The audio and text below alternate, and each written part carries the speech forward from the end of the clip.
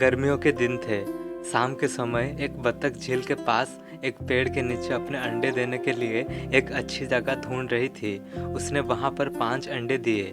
उसने देखा कि उसके 5 अंडों में से एक अंडा सबसे बहुत अलग था, जिसे देखकर वो बहुत परेशान रहने लगी। उसने अंडों से बच्चों के बाहर आने तक का इंतजार किया।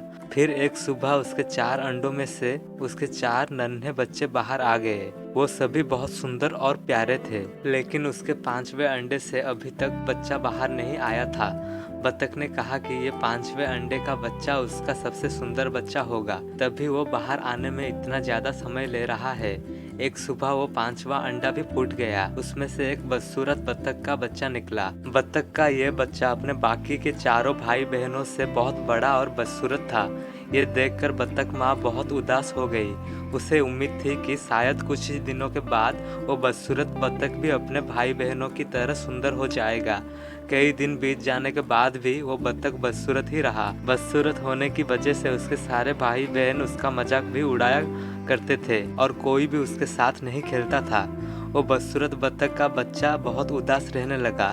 एक दिन झील में अपनी परछाई देखते हुए वो बदसूरत बतख का बच्चा सोचने लगा कि अगर उसने अपने परिवार को छोड़ दिया तो वो सारे बतख खुश हो जाए। अगर उसने अपने परिवार को छोड़ दिया तो वो सारे बतख खुश हो जाएंगे। वो किसी दूसरे जंगल में चला गया। यही सोचकर वो किसी घने जंगल में चला गया। जल्द ही सर्दियों के दिन आ गए। हर तरफ बर्फ की बारिश हो रही थी। बदसूरत बतख को ठंड लग रही थी। उसके पास खाने पीने के लिए भी कुछ नहीं था।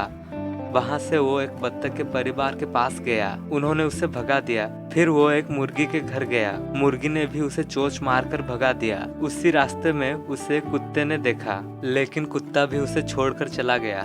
बदसूरत बत्तख उदास मन से सोचने लगा कि वो इतना बदसूरत है कि कुत्ता भी उसे नहीं खाना चाहता है। उदास होकर वो बदसूरत बत्तख का बच्चा फिर से जंगल जाने लगा। रास्ते में उसे एक किसान दिखाई दिया। वो किसान उस बदसूरत बतख को अपने घर ले गया। वहां पर उसे एक बिल्ली परेशान करने लगी, तो वो वहां से भी भाग गया और फिर से एक जंगल में रहने लगा। कुछ ही दिनों में बसंत का मौसम आ गया। अब वो बदसूरत बतख भी काफी बड़ा हो गया था। एक दिन वो एक नदी के किनारे टहल रहा था। वहां पर उसने एक सुंदर राजहंसी को देखा, जिससे उससे प्यार हो गया। लेकिन फिर उसे लगा कि वो एक बदसूरत बतख है, इसीलिए उसे वो राजहंस कभी नहीं मिलेगी। लेकिन फिर उससे लगा कि वो एक बदसूरत बतख है, इसीलिए उसे वो राजहंस कभी नहीं मिलेगी।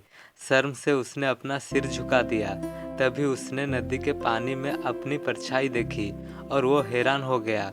उसने देखा अब वो बहुत बड़ा हो गया है और एक सुंदर राजहंस में बदल गया है। वो अपने बाकी के बतख भाई बहनों से काफी अलग था।